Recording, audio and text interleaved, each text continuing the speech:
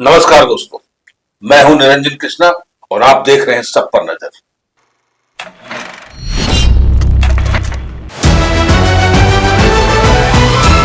ईद उल जुहा का पर्व जिले भर में श्रद्धा, उत्साह और भाईचारे के माहौल में शांतिपूर्ण तरीके से मनाया गया। सुबह से ही विभिन्न ईदगाहों और मस्जिदों में नमाज अदा करने के लिए मुस्लिम समुदाय के लोग की भीड़ उमड़ पड़ी। लोगों ने नए परिधान में एक दूसरे को गले लगाकर ईद की मुबारकबाद दी और देश दुनिया में अमन, शांति और खुशहाली की दुआ मांगी। धनबाद के रेलवे ग्राउंड में भी बड़ी संख्या में लोगों ने ईद उल जुहा की नमाज अदा की। नमाज को लेकर के प्रशासन की ओर से सुरक्षा और विधि व्यवस्था के पुख्ता इंतजाम किए गए थे। मौके पर पुलिस बल और प्रशासनिक अधिकारी भी मौजूद रहे ताकि पर्व शांतिपूर्ण माहौल में संपन्न हो सके। इस दौरान जामा मस्जिद के इमाम ने नमाज अदा कराई।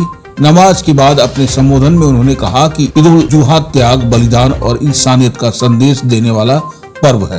उन्होंने लोगों से आपसी भाईचारा बनाए रखने, समाज में प्रेम और सौहार्द कायम रखने की अपील की। साथ ही देश में अमन और शांति बनी रहे, इसके लिए विशेष दुआ मांगी। इमाम ने लोगों को स्वच्छता के प्रति जागरूक करते हुए कहा कि पर्व मनाने के दौरान साफ सफाई का विशेष ध्यान रखना चाहिए। उन्होंने कहा कि स्वच्छता केवल व्यक्तिगत जिम्मेदारी नहीं बल्कि सामाजिक कर्तव्य भी है। ईद के अवसर पर लोगों को अपने आसपास साफ सफाई बनाए रखने और पर्यावरण को स्वच्छ रखने का संदेश दिया।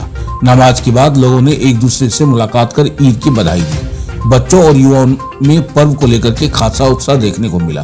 पूरे जिले में ईद उल जुहा का त्योहार सौहार्दपूर्ण और शांतिपूर्ण माहौल में संपन्न हुआ। एक खास रिपोर्ट हमारे एसपीएन के संवाददाता चंदन पाल, धनबाद, झारखंड से।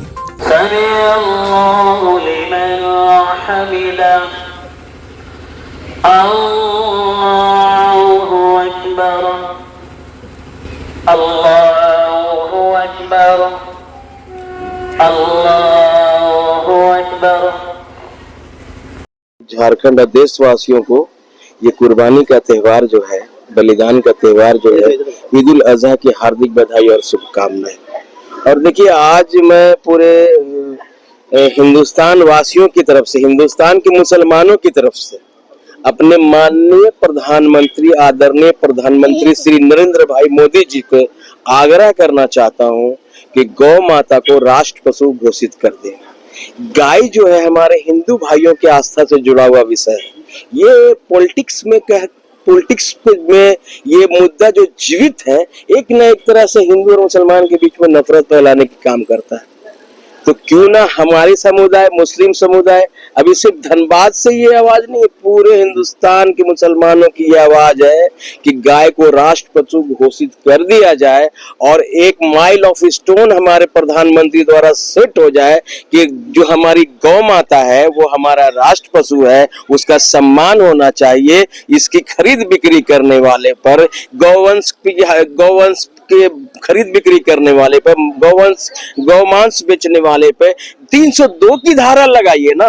एक्सपोर्ट जो होता है, बाहर जो जाता है हिंदुस्तान से, हिंदुस्तान बहुत बड़ा निर्यातक है गौमांस का, जो यहाँ से हिंदुस्तान से बाहर जाता है उस पे पाबंदी लगाइए। हिंदू हित की बात करने वाली सरकार ये है, हिंदुओं की हितैषी सरकार ये है। हम तो भारतीय मुसलमान है और मुझे फक्र है कि मैं भारतीय मुसलमान हूँ। मैं आप सभी के चैनल के माध्यम से माननीय प्रधानमंत्री से आग्रह करना चाहता हूँ कि प्रधानमंत्री जी, गाय को राष्ट्र पशु घोषित कीजिए और तमाम मुसलमान जो धनबाद के, उनकी भावनाओं का कदर कीजिए, क्योंकि हम भारतीय मुसलमान अपने हिंदू भाइयों के हित की बात कर रहे हैं। सबसे पहले आज का दिन तमाम अहले वतन सबको मुबारकबाद, बकरीद सब खुशी खुशी मनाएं, एक दूसरे के साथ गला मिले, एक दूसरे के दिल शिकनी को ख़त्म करें, मिलजुल कर रहें, मोहब्बत के साथ रहें। और जिस तरीके से आज अल्लाह के हुक्म के लिए हम एक अमल कर रहे हैं, इसी तरीके से हमेशा अल्लाह और रसूल के नाम पर जब भी कोई ज़रूरत पेश आ जाए, मुल्क के लिए पेश आ जाए, हर वक्त हर शख्स तैयार रहे। आज का दिन ये भी मैसेज दे रहा है, सफाई सुथराई का ख्याल करें, एक दूसरे इंसान के हक को समझें, उनको बेइज्जत ना करें, उनको तकलीफ ना दें। आपस में अगर किसी से नाचाकी है, मोहब्बत के साथ गले मिल करके रहें। 2 दिन की जिंदगी है, मोहब्बत के साथ जिंदगी गुजारें। मोहम्मद निजामुद्दीन, इमाम खतीब, जामी मस्जिद, धनबाद।